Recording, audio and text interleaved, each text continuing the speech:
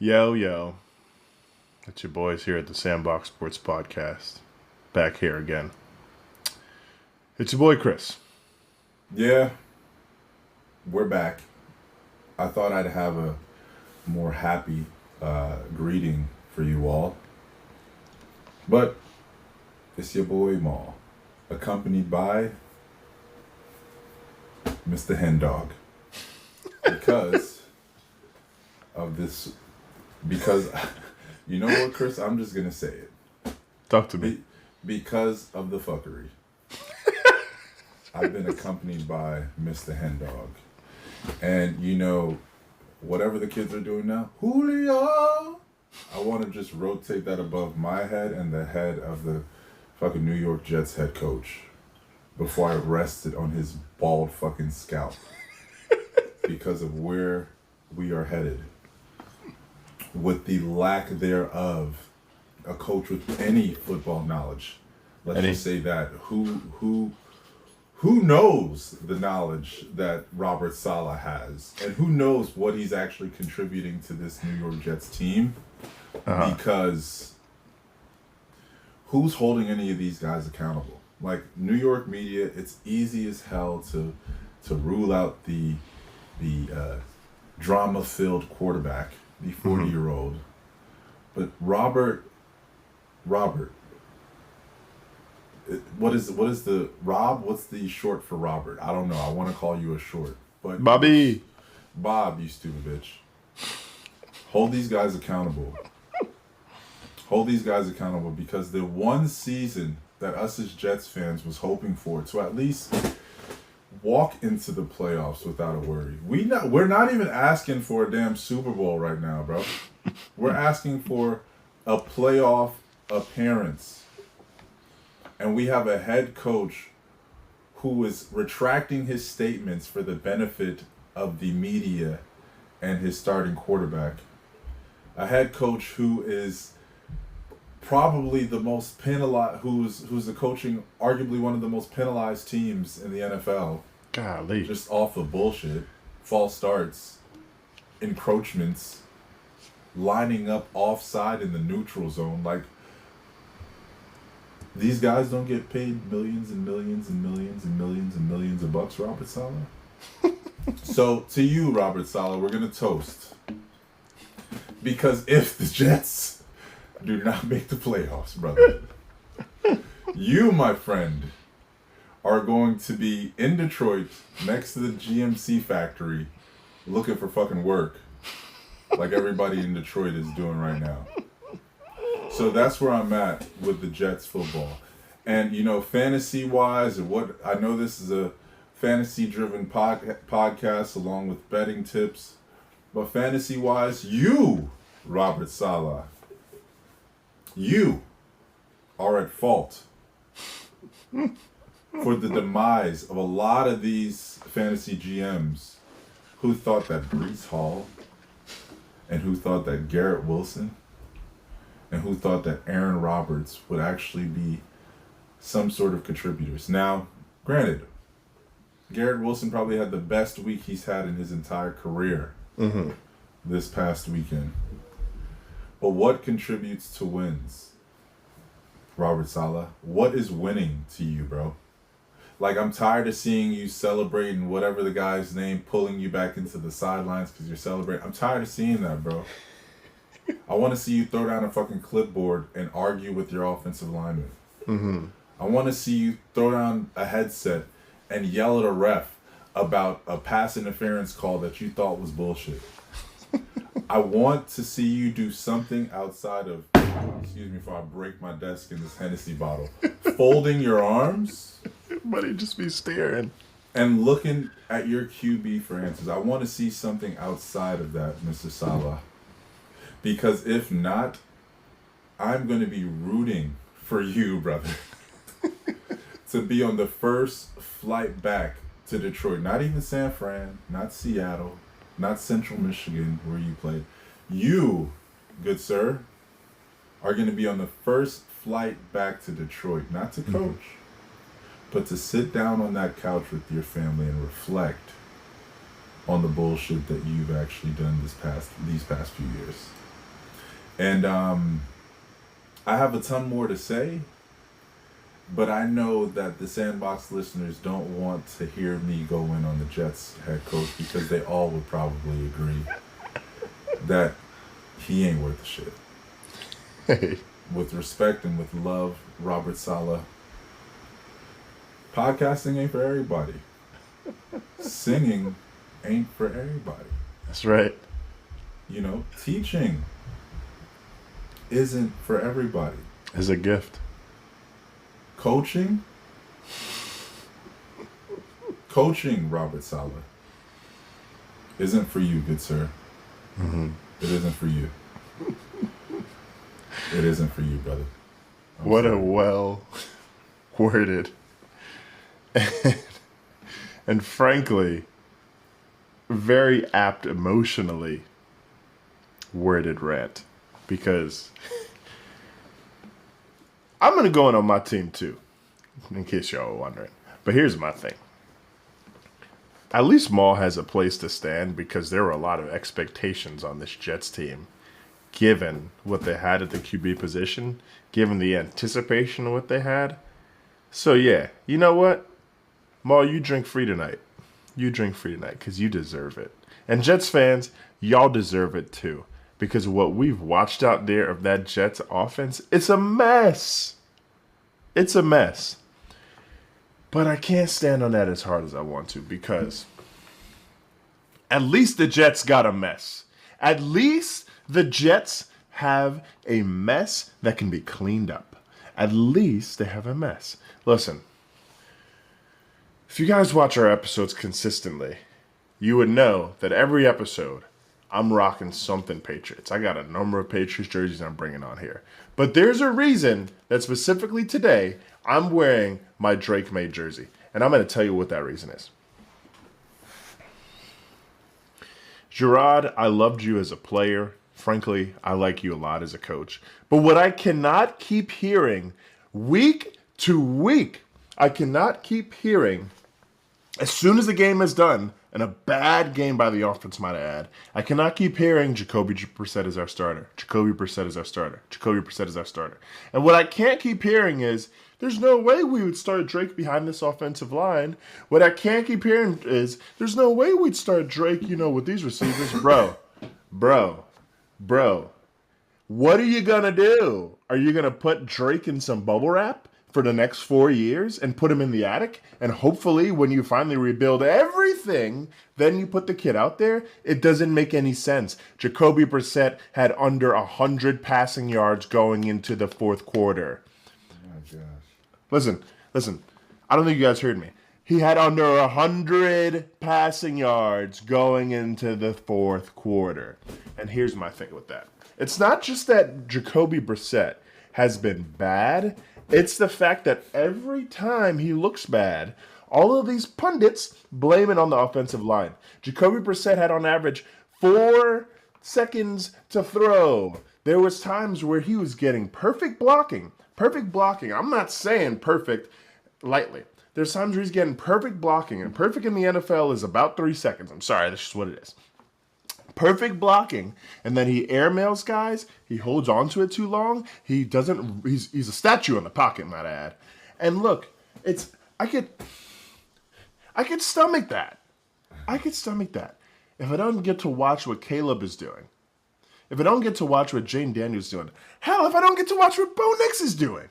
And I'm not saying that these guys are not in better situations, because they might be. Offensively, they might be. I'm not saying that these guys are, There's no way that the Broncos offense is better than the Patriots offense. I just want to say. But that's my point.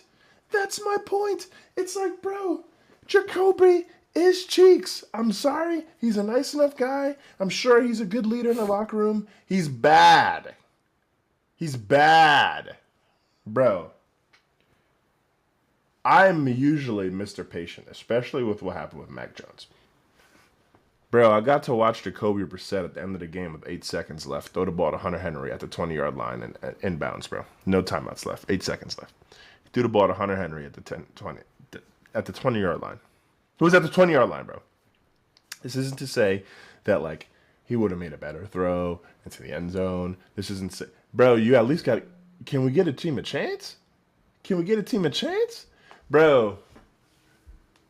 You were playing Miami with Tyler Huntley. They scored 15 points. You had Christian Gonzalez catch a pick, almost catch another one, but almost shut down Tyreek Hill. And you can't score more than 10 points? And you're going to tell me that Jacoby needs to keep going back out there? Bro, my thing is this. Everyone's going to say, well, they're not going to the playoffs. They're not going to the Super Bowl. All right, there's guys rostered on this team that want to win. Or, screw it, that want to compete. Like, bro. like, and then the argument is, too, like, they're not going to the playoffs. They're not doing rah, rah, rah, whatever the case may be. Did anybody depict Washington as being a 3-1 or a 4-1 team? Come on now. No. Play the kid. But go ahead. But here's what's tripping me out. Because you're right. You're right. No one predicted that. But Jacoby definitely ain't it. Bill Simmons tweeted this, and I completely agreed. If your issues, you don't want to start Drake May because of this, that, and the third thing, all right. Start Joe Milton because Jacoby definitely isn't it. You know that for sure. But more than that, this isn't even to say that Drake is that great of an athlete, but he's got a similar skill set to Jaden. He's got a similar skill set to Jaden. Jaden is a superior runner. I'll give him that. But in terms of arm talent, he has a similar skill set. Yeah. Like Doug, you scored 10 points against the Dolphins. You scored 10 points. 10 points. The Dolphins scored 15 points, and you lost that game. What are we going to do? You play to win the game. Bro, I can't. Woo! Boy, we both drink free, bro. We both drink free. That's where I'm at with it, for real. You know, I missed the last episode. Shout out to family because we got a new addition here at the Scalenberry household. So I missed the last episode, but just like you said, you play to win the game. There was a great coach of the Arizona Cardinals a year ago who said, they are who we thought they were. Mm-hmm. Mm-hmm. They are Denver is who we thought they were. And let them off the hook. I got a closet full of Jets apparel. I got shoes that matches the Gotham green color of the New York Jets. Fucking shoes off the damn wall. Shoes off the wall. Anything that has to do with the Jets green right now, get rid of it. Because they seemingly are a team who we thought they fucking were. Mm-hmm. Unfortunately. So AFC East, just thinking, who's in the AFC East anymore? Is it Buffalo and everybody else? Buffalo and the backup singers? That's what it's looking like. Yeah. We got a Hall of Fame QB on our team. And we can't get him to throw 45 plus passes and get over 200 yards. I'm done with my rant here, but that's just how I've been feeling, man. Hey, man. Sometimes you gotta get it off your chest. Now, back to our regular schedule programming. Sorry, guys. It's been rough to watch our teams play. But back to our regular schedule programming, because this week we're going to talk about waiver wire pickups that you need to hit on right now while it's still possible to turn your season around or get yourself a league winner. So I'm going to start it off. We're going to go back and forth, Maul. I'm going to tell you guys waiver wire pickup that you need to add right now to get your team to league winning potential. I'm going to start at the quarterback position, actually. I think that Jaden's been awesome. He's been awesome in terms of the QB1. There's been a lot of good quarterback play in fantasy this year, but one guy that I got to highlight is Mr. Caleb Williams. Shout out to Caleb because he's really starting to turn the corner. He's starting to figure out how to really play this game, and the Bears are definitely benefiting from it. And frankly, Caleb has been awesome in his last few games. Caleb is throwing the ball well. They've actually developed a run game to help him out. DeAndre Swift is starting to come along. And Caleb has really been turning up. He's lighting a fire under Roma Dunze. He's lighting a fire under DJ Moore. And he could light the fire under your team as maybe a stash because the guy gets better week to week. If you have a chance, grab Caleb while you still can. I like that. I like Caleb Williams. I think that is how you build around a rookie QB, the way that Chicago built around Caleb Williams. Is it all going to be, sunshine and roses initially? No, but you take the gamble and you go with the rookie who's going to take the most chances, because chances gets you points, and not teetering around how you develop a rookie. That's not going to work like the Patriots are doing, unfortunately. But now that we talk about quarterbacks, I'm going to go quarterback. The guy who I would say would be a great addition to your team if he's not sitting on the bench, actually played in the NFC North. I'm sorry, last year. So he's familiar with the Chicago Bears. He left the Minnesota Vikings and got a nice little bag from Raheem Morris and the Atlanta Falcons. Oh, geez. Okay. Right now, he is on about, I'd say, maybe 35% of fantasy league rosters. But if he isn't yet, the man just threw 500 yards. Ooh-wee. And I believe 5 touchdowns, if I'm not mistaken. Career highs at his age, coming off of a torn Achilles. If y'all don't pick up and or play Kirk Cousins right now, this is like that old school college commercial. Like, what are you doing? Right now. Play that man. Right now. That is what Kirk Cousins is going to do for your team. He made Drake London look like a damn Pro Bowl wide receiver. Hey, that was Julio numbers. Yeah, he, surprisingly enough, 7 receptions for 88 yards is the best game Kyle Pitts has had as a pro. It's crazy, yeah. Crazy. Kyle Pitts' frame is like damn Calvin Johnson.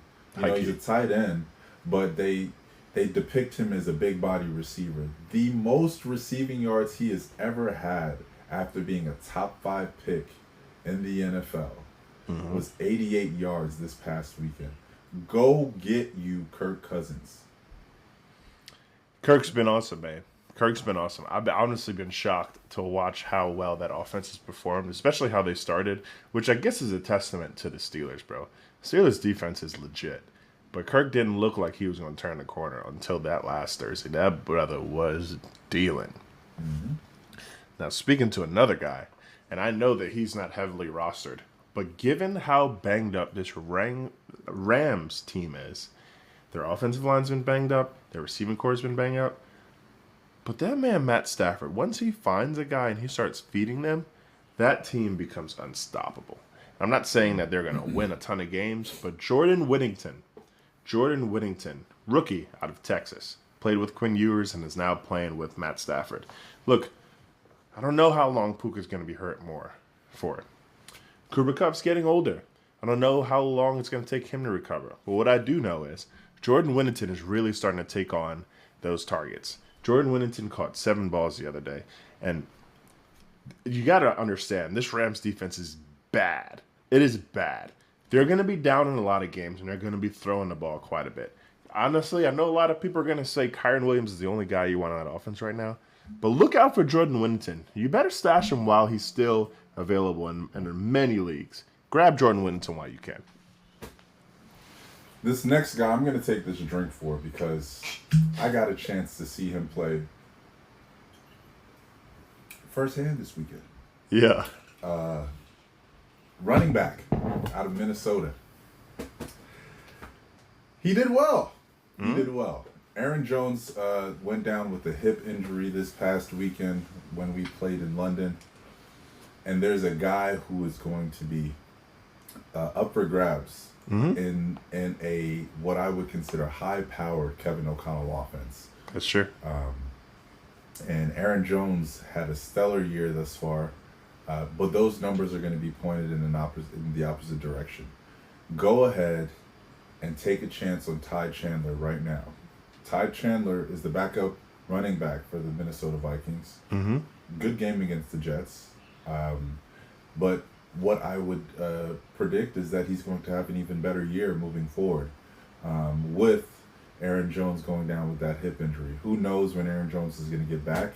Minnesota is they are playing their tails off right now. You know, so because he did what he did to the Jets, I would say, you know, take a chance on Ty Chandler because he might be someone that you could probably have in that flex position.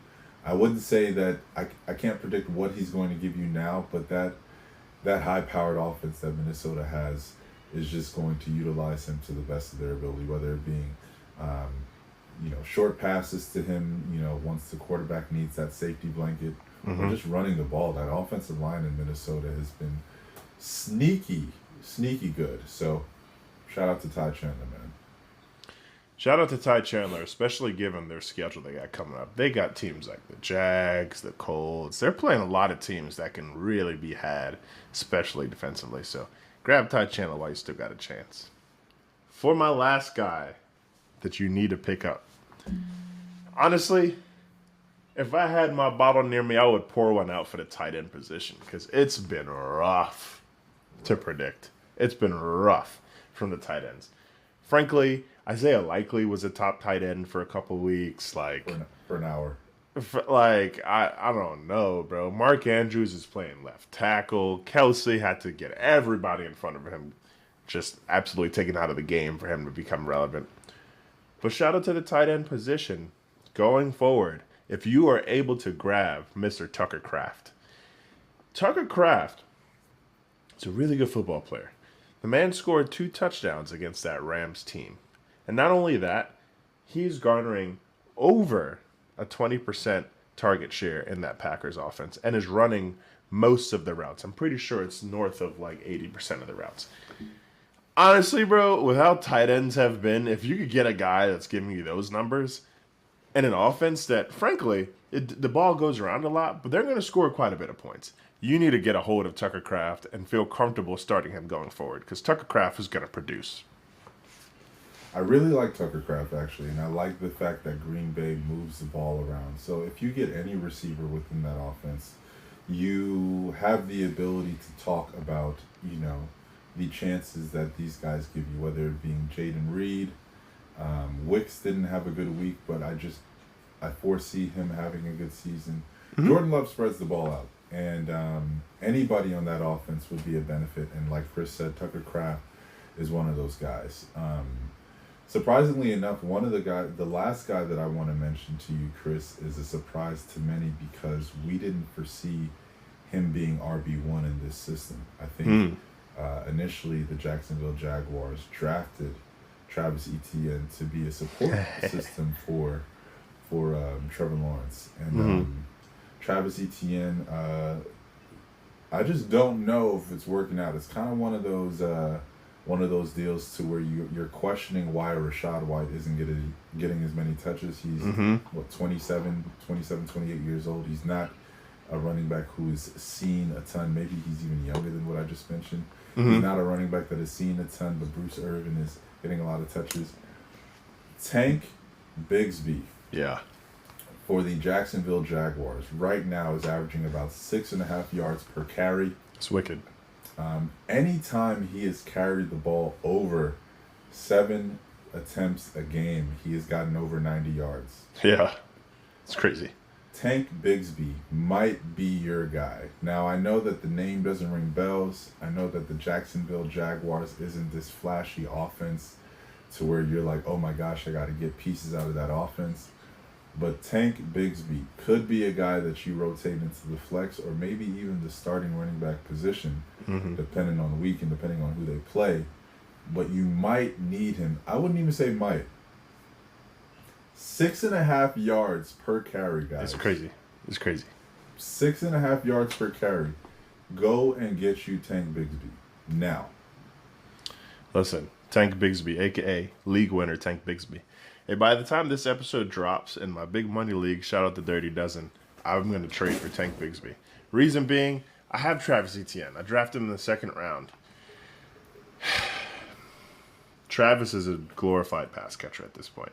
Tank, not only is he killing in the run game, but if you watch the Jags games, he's taking over those red zone attempts too, bro.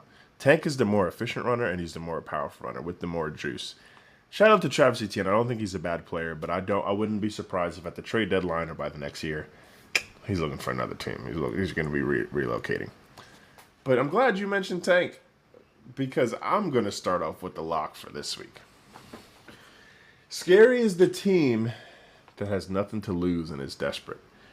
Unfortunately, last week I took a bet that the Colts were going to beat the Jags. And that's because I like how Joe Flacco's played.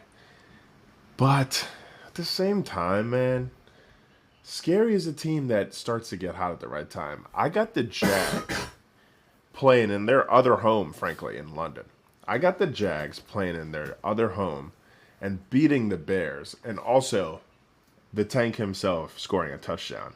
Maybe two. But just let's lock in just one so you get yourself on the board. I like the way this Jags team is playing. I think they can air it out. I think Trevor started off not exactly where you wanted him to, but Trevor's really starting to turn this offense around. Brian Thomas is playing. Christian Kirk is starting to play. But that man Tank is going to score a touchdown. And you need to lock it in for your ticket where the Jags win. I like that, actually. I like the fact that the schedule for the Jags is something that might be favorable for them if they choose to turn things around. And the division right now is pretty weak outside of the Texans. We don't know what the Titans are going to do. We don't know what the Colts are going to do. So the argument is there. We'll see what happens, right? But what I want to kind of throw a bone. I want to throw a bone at you guys here now too. And the lock for the week that I have is going back to the South, and going back to the Dirty Birds, and not Kirk Cousins, but Bijan Robinson. The Falcons are going to be playing the Carolina Panthers this weekend. And if you didn't know, the Carolina Panthers is probably the worst team in the league. Yeah. Now, that is easy enough to say, but the lock is more easier said than done. Or I would say the easiest lock that you'd probably be able to have this week. And that is Bijan Robinson getting into the end zone. Whether it's on a pass or whatever it is, just bet that Bijan is going to guarantee you at least one touchdown this weekend against the Carolina Panthers. Bet that 2 times over. If you want to bet 2, you might get 2. But regardless, Bijan is getting into the end zone. So lock that in. Yeah, man, I love that bet because Bijan is, along with a lot of other players, has been okay to start the fantasy season. But a large part of the reason that that's the case is I don't think he's gotten in the end zone a ton. It's about time that Bijan gets in the end zone against a very favorable matchup. That Carolina defense is, I'm good. I'm taking Bijan to score too. I love it. Lock these in, guys, man. This has been a fun ep.